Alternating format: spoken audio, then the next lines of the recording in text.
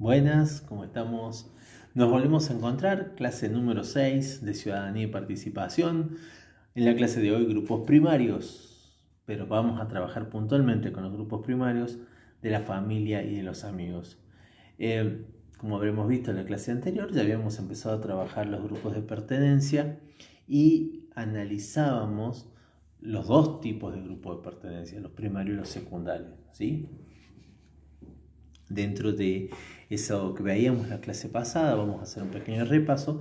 Decíamos que los grupos primarios están más orientados al tema de la formación de la persona, por el tema de la cuestión afectiva que los une. Los grupos secundarios tienen que ver más que nada con los objetivos que queremos lograr. Hay un interés de por medio, decíamos en la clase pasada. Por esa razón los grupos primarios son a largo plazo, son más permanentes, en cambio los grupos secundarios varían mucho el tiempo de acuerdo a que logremos el objetivo. ¿Qué se puede hacer en un grupo primario? Bueno, un montón de actividades porque tiene que ver donde desarrollamos nuestra vida en la familia. Yo puedo hacer un montón de cosas porque tiene que ver con el lugar donde pertenezco, con mis amigos puedo hacer las actividades que nosotros quisiéramos hacer. En cambio, en los grupos secundarios las actividades van a estar reducidas de acuerdo a el por qué estamos en ese grupo, la finalidad de estar en ese grupo, ¿sí? Por esa razón, los ejemplos en grupos primarios y secundarios tienen que ver en el grupo primario con la familia, con los amigos. En cambio, en el secundario aparecen las organizaciones políticas, los equipos deportivos, las academias, el trabajo, la escuela. Entendida estas dos diferencias entre los grupos primario y secundario, vamos a avanzar a trabajar entonces en esta clase el tema del grupo primario, familia. ¿Sí? ¿Y por qué trabajar sobre la familia? Porque nosotros venimos abordando esto de ser persona como ser social y veíamos que una de las grandes dificultades que tuvo Víctor, el cuento que leíamos hace ya un par de meses atrás, era justamente que Víctor había crecido sin familia. Ese crecimiento sin familia, esa orfanidad que tuvo durante tantos años, hizo que Víctor tuviera muchísimas carencias que después le costaron poder integrarse a los grupos a los que trataron de integrarlo el doctor Itardi y los doctores que trataban de atenderlo, ¿sí? ¿Y esto por qué sucede? Bueno, porque la familia va a ser el grupo de pertenencia por excelencia necesario dentro de una sociedad y dentro de la formación de una persona. Hay una primera definición, el apunte tiene otra también que se suma a la que dice acá. Dice, la familia es el elemento natural y fundamental de la sociedad y tiene derecho a la protección a la sociedad y el Estado. ¿Por qué elemento natural y fundamental? Es natural en tanto que la conformación, la unión entre dos personas permite la generación de una nueva y el hecho de convertirse en fundamental la sociedad es que las sociedades se construyeron en función de familias que se unieron dentro de un mismo territorio, ¿sí? O sea, las sociedades no es individuos que se sumaron, sino en realidad la mayoría tuvo orígenes a partir de familias que se acordaban constituirse dentro de un mismo territorio. Entonces, por eso se vuelve como fundamental. Toda sociedad, todo Estado, todo país necesita de la familia para también generar ciudadanos. Vivir bajo el mismo techo, tener determinados roles que tienen que ver con el ser madre, padre, hermanos, hijos, tíos, abuelos, con vínculos consanguíneos o no, ya lo vamos a ver qué tiene que ver esto de los vínculos. Y de alguna manera se hace natural porque nosotros nacemos, necesitamos de esa unión para nacer, nacemos y vivimos nuestro crecimiento dentro de esa familia, ¿sí? Necesariamente esta familia le va a generar a la sociedad, bueno, nuevos individuos. Por eso también es importante que los estados de alguna manera protejan a las familias. Más que nada para que las familias puedan formar y hacer crecer a sus hijos sanamente, porque van a ser miembros de una sociedad a la que después el Estado le va a poner la escuela para que esos hijos se terminen de formar, ¿sí? Entonces es importante para las escuelas, para la sociedad, perdón, que la familia funcione sanamente en la formación de esos individuos. Y acá vamos a ir viendo algunos detalles con respecto a la familia, porque no está diciendo que necesariamente la familia tiene que estar unida, porque alguno puede decir, pero profe, yo tengo mi papá y mi mamá que están separados, o profe, yo no conozco a mi papá. Sin embargo, yo tengo una familia, y entonces el hecho del grupo ese de pertenencia, el que yo llamo familia, ese grupo tiene que permitir que cada uno de esos individuos puedan crecer sanamente. Entonces vamos a ir viendo algunas de estas características. Por eso decimos, ven, hay numerosos tipos de familia. No existe un tipo de familia definitivo, fundamental o único. Si bien antes hablábamos de lo que se llamaba la familia nuclear. ¿Qué es la familia nuclear? La familia tipo mamá, papá y los hijos. Esa es la familia tipo. Lo que pasa es que esa conformación hoy, a partir del 2010 hasta ahora, también permite que haya no solamente mamá, papá, ¿sí? Varón, mujer, sino también puede ser una familia tipo de papá, papá e hijos, o mamá, mamá e hijos, ¿sí? O sea, las familias homoparentales que les llama, que está ahí abajo, son aquellas donde los hijos conviven con dos papás o dos mamás. Se consideran también familias nucleares o familias tipo, ¿sí? Tipo en tanto o nuclear también en tanto que son la base fundamental, o sea, la unión de dos seres que permite el nacimiento de otro. Aquí le llamamos la familia extensa, cuando decís, bueno, a ver, cuando usted habla de mi familia, ¿de qué familia habla? Bueno, está la familia tipo, la nuclear, esa con la primera, mamá, papá y mis hermanos, y la extensa, donde ahí entra la abuela, los tíos, los primos, el bisabuelo, el tío abuelo, bueno, sí, esa se le llama la extensa, cuando ya los roles, ¿sí? Los roles familiares comienzan a crecer, se le llama la extensa. ¿También se consideran familias? Sí, pero en la cercanía cotidiana no necesariamente estamos todos los días con mis primos, mis amigos. Bueno, pero yo vivo con mis abuelos, bueno, pero aún así sigue siendo parte de mi familia extensa, ¿sí? ¿A qué se le llama la familia monoparental? Y que no es lo mismo que la homoparental, sino la monoparental es cuando tenemos a mamá viviendo con sus hijos o papá viviendo con sus hijos, ¿sí?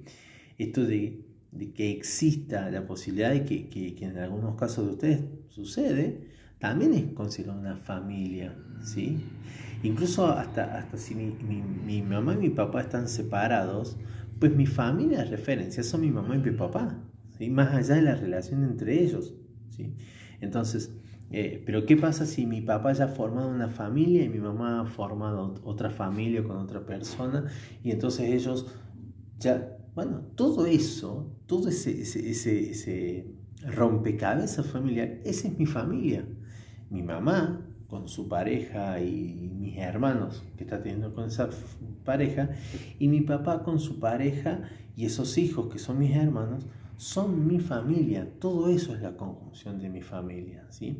Entonces, la familia monoparental no es lo mismo que la familia ensamblada, esto que yo les estoy diciendo de sumatoria de hijos, todo eso es lo que se llama la familia ensamblada. Cuando mi mamá se juntó con otro señor que tiene hijos y entonces él trajo sus hijos, mi mamá conmigo y conforman una familia. Eso se llama ensamblada. ¿Ven? Dos familias monoparentales que se hacen una y se forma una familia ensamblada. Cuando hablamos de este ejemplo que yo les decía recién, mi papá está con una pareja y tiene hijos. Y mi mamá está con otra pareja y tiene hijos. ¿Qué es eso, profe? Una familia ensamblada. Para mí, desde mi perspectiva. ¿Sí? Porque todo eso es mi familia. Aquellos seres que han nacido de mi mamá y su pareja y de mi papá y su pareja son mis hermanos, mis medios hermanos. Sí, medio hermanos en cuanto son de uno de los dos padres, pero son hermanos directamente. ¿Sí? Ese es el lazo o la relación sanguínea que nos une. Entonces es importante tener en cuenta este tipo de conformaciones. Hoy el mundo ha variado de tal manera que las conformaciones familiares ya no son las que estaban antes y las que crecieron por ahí nuestros abuelos.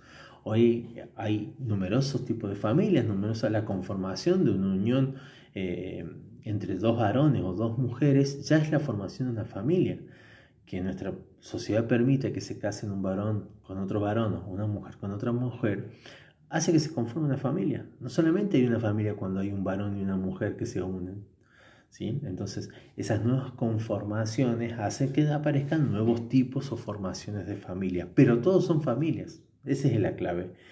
Será el nombre que sea, pero todo es familia. Y todo tiene que ver con el hecho del crecimiento sano y natural de sus integrantes. Ahí está la clave de la conformación de una familia. Dentro de la familia, y decíamos recién que pasa con las familias extensas, están los grados de parentesco y de afinidad, que tienen que ver con el hecho de las relaciones sanguíneas y las cosanguíneas que se llaman, y las que no lo son. ¿Cuáles son las relaciones cosanguíneas? Bueno, donde existe este lazo de sangre directo. Por ejemplo, con mis abuelos, yo tengo un lazo de sangre directo porque son los papás de mi papá. Ahora, con mi tío, que es el hermano de mi papá, tengo un lazo sanguíneo porque compartimos la misma descendencia. No es porque compartimos el mismo tipo de sangre. Se le llama así en tanto compartimos la misma descendencia. Ahora, ¿qué pasa con la mujer de mi tío? La mujer de mi tío es parte de mi familia, pero no por sangre, sino por afinidad. ¿Qué quiere decir por afinidad? Porque está casado con un pariente directo mío. Es por ahí medio complejo, pero está bueno entenderlo así. Cuando se habla de lazos sanguíneos o del parentesco sanguíneo, tiene que ver porque pertenecemos a una misma rama. Mis primos hermanos son mi lazo sanguíneo, ¿sí? Mis primos son mi lazo sanguíneo porque pertenecemos a una misma corriente familiar. Ahora, la esposa de mi tío, que es hermano de mi papá, o de mi tía hermana de mi papá, o de mi tío hermano de mi mamá, esas parejas son parientes por afinidad. En realidad, al ser pareja de un pariente sanguíneo, se convierte entonces en pariente mío, pero no es relación directa, sino tiene que ver por el hecho de la unión que tiene con este pariente directo. Fíjense en el cuadrito que no tiene las figuritas, dice, tenemos en primer grado padres, suegros, hijos, yernos. Después en segundo grado abuelos, hermanos, cuñados, nietos, ¿sí? Aparecen los primos. Estos son los tipos de relaciones sanguíneas. Después abajo también aparecen a quien se les llama primos hermanos. Los primos hermanos por lo general son los hijos de los hijos directos, ¿sí?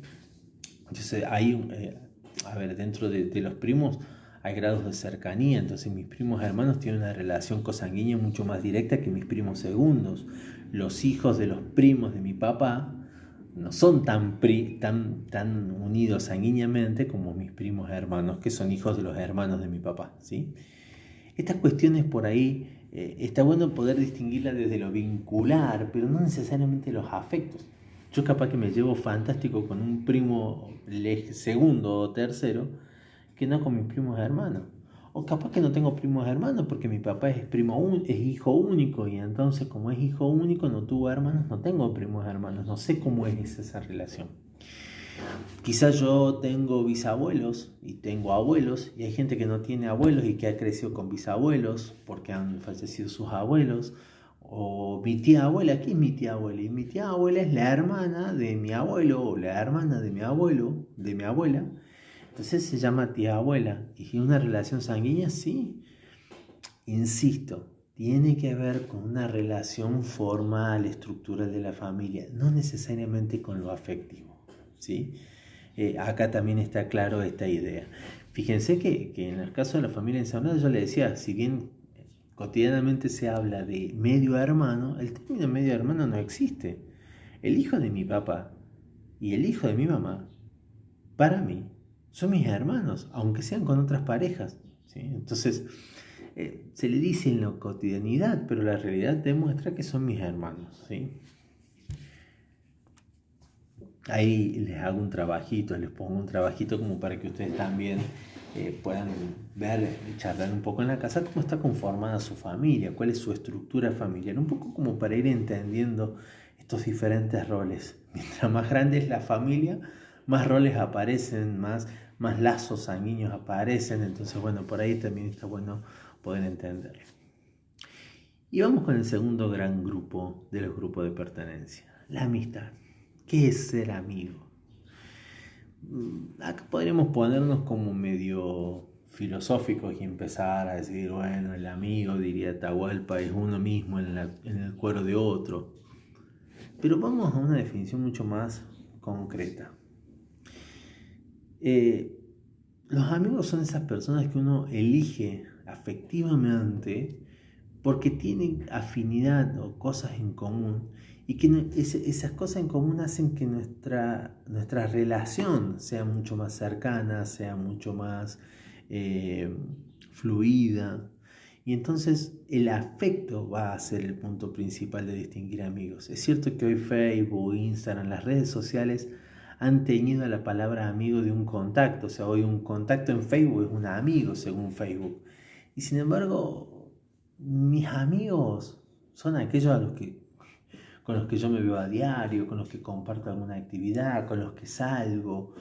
Y entonces ahí hay que distinguir lo que es una amistad de un conocido o de un compañero. Yo les decía el primer día de clase que en la escuela no pretendemos que ustedes sean amigos. Sí pretendemos que sean buenos compañeros porque ese es el objetivo, que entre todos aprendamos. Ahora, de esos grupos de primer año, ¿pueden salir amigos? Sí, pero por elección de ustedes. Porque entre ustedes hay una afinidad que la pueden llevar fuera de la escuela y hacer que sean amigos o amigas. Pero el objetivo es que sean compañeros. ¿Sí? Y ahí yo no veo rivales. O sea, son compañeros, tenemos que trabajar juntos. Pero no es mi amigo. No importa acá no importa si son amigos o no. Entonces la amistad tiene que ver con un sentimiento mucho más profundo. El querer estar con el otro porque tenemos tantas cosas en común que nos gusta compartirlas. ¿Sí? Entonces, el compañerismo tiene que ver con el hecho de poder estar con otro con los que necesitamos lograr un objetivo. Y entonces, bueno, nos ayudamos, somos solidarios o no, nos peleamos, pero no por eso se vuelven mis rivales, mis compañeros, es alguien con quien comparto una actividad. Cuando esa actividad termine, cuando logremos el objetivo, ese compañero ya no estará más. ¿Sí? Los amigos, y esto me gustaría poder charlarlo más directamente con ustedes, pero si uno se pone a pensar, es quizás la relación afectiva que uno elige. Porque la familia, todas las relaciones familiares que hablábamos recién, nadie las eligió. Nosotros nacimos en una familia y ahí estamos. Y quiero a mi mamá, quiero a mi papá, a mis abuelos, mis primos, mis hermanos, nos queremos todos. Pero yo no elegí esta familia. Es más, en algún enojo alguien me ha dicho, ¿por qué me mandaron a esta familia? Pero la amistad, sí, al amigo yo lo elegí. Yo estoy con esta persona porque elijo que sea mi amiga, porque elijo que sea mi amigo. Y entonces hay mayor responsabilidad. Yo elijo a mis amigos. Él me elige, ella me elige, nos elegimos. Hay una cuestión mucho más importante en esa relación. Hay una elección de que estemos compartiendo juntos lo que compartamos, ¿sí? Entonces, me parece importante poder entenderlo así. La amistad se vuelve también un factor importante del crecimiento como persona. Necesitamos de los amigos, necesitamos de estar con personas que nosotros elegimos compartirle nuestra intimidad, compartirle lo que nos pasa, disfrutar de momentos tristes y de momentos felices, disfrutar de juegos, de salidas, de recreaciones. La amistad es muy importante para la formación de la persona. Ahora, no en todos lados voy a ser amigos, ¿sí? Y está bueno poder distinguir, ustedes mismos dicen, o sea, no, este es un amigo de mi amigo, bueno, es mi amigo, es un conocido. Y tengo mis mejores amigos, ¿por qué son mejores amigos? Porque hay un nivel más próximo de afectividad. Y el otro es amigo, sí, amigo, porque jugamos, porque salimos. Y el otro es conocido, y al otro le pone me gusta, o me stalkea, o lo tengo de amigo en Facebook, pero no es mi amigo. Bueno, pero Facebook le pone, ¿sí? Entonces tenemos que ir distinguiendo eso, porque uno también aprende a confiar y a estar más cerca de estas personas que nos hacen bien, porque afectivamente nos elegimos, ¿sí? Vamos a ir terminando, se abre el telón y vamos a finalizar esta clase con estas ideas un poco como para cerrar la actividad. La familia constituye el grupo de pertenencia más importante para la formación de la persona. Lo que decíamos recién, es necesario, es natural y es el primer gran grupo al que pertenecemos. Entonces, es un factor muy importante para el proceso de socialización. La familia nos pone un nombre, un apellido, un lugar, gustos, costumbres, una cultura, o sea, nos agrega la primer gran características y factores de nuestra personalidad. El hecho de la amistad, que nosotros podamos elegir con quienes compartir, también se vuelve un elemento importante en la socialización, ¿sí? Y los grupos de pares, que es el último grupito que está faltando acá, los grupos de pares son aquellos con los que estamos todos en la misma edad, ¿sí? O sea, decir, su grupo de pares son los adolescentes. Todos los alumnos de primer año de Córdoba y de Argentina son su grupo de pares. ¿Pares por qué? Porque están todos en la misma edad. Pero ese grupo de pares no todos son sus compañeros y menos sus amigos. ¿Sí? Entonces como que habría un tercer grupito ahí que son los grupos de pares, que son quienes conforman un mismo nivel de situación. Por ejemplo, en el Loreto, sus grupos de pares son los alumnos del Loreto, ¿sí? Que no necesariamente son todos compañeros o son todos amigos. Entonces es importante tener en cuenta estos detalles. En la próxima clase seguiremos avanzando, ya trabajando puntualmente con elementos más relacionados con la cultura e ir terminando con este eje número 1. Chicos, terminamos esta clase. Me despido de ustedes hasta la próxima vez que nos podamos ver así o que nos podamos ver de frente. Esperaremos cómo va avanzando esto. Lo importante, hay flexibilización, podemos salir, podemos encontrarnos con otros seres queridos, pero no nos olvidemos de cuidarnos, ¿sí? Los abrazo, les mando un saludo a su familia y espero volver a estar en contacto con ustedes. Consultas por los canales de siempre, espero por ahí.